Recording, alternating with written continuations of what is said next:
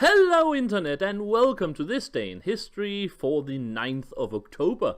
Where are we today? We are in 768 AD, in France more specifically, well, in northeastern France and Germany, and well, we are in the kingdom of the Franks more specifically, the kingdom of the Salian Franks who have recently thrown off the rule of the Merovingian clan and instead gone with the clan of Charles Martel, the savior of France from the Battle of Tours. And today, in 1768, the grandsons of Karl Martel, Carloman and his brother Charles, are crowned kings of the Franks. Now, the two brothers don't exactly like each other very much, and from Frankian tradition, they are in fact sharing their father's domains. They are sharing them in a way that their father Pippin had devised, so they would be intermingled and would have to support and help one another if they were to flourish in any single fashion. And because the two brothers absolutely disliked one another, none of them were super happy with that particular establishment of division. Of course, in 771, 3 years after the crowning, Carloman died suddenly from what was described as natural causes following a severe nosebleed. Now, this might of course absolutely be natural causes following a severe nosebleed. There are probably several medical symptoms that can lead to such an occurrence, but most people then and later have assumed that it was basically Charles murdering his brother to take over the entire French kingdom, or the kingdom of the Franks.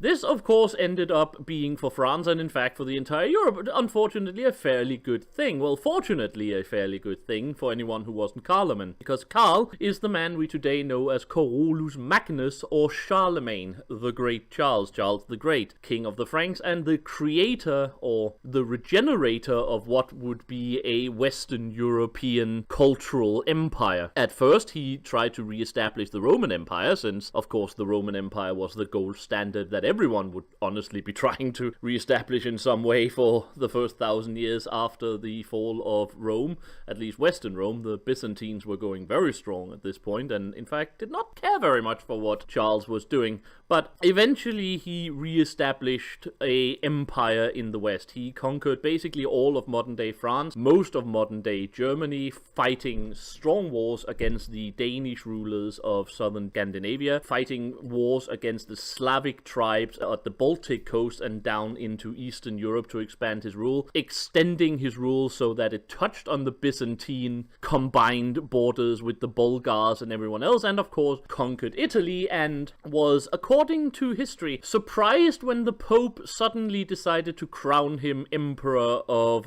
a resurrected Western Roman realm. Of course, I very much doubt he was actually very much surprised. I, in fact, very much suspect that the only reason he went to Rome to help the Pope against rebellious Roman noblemen was basically to get something like this out of him.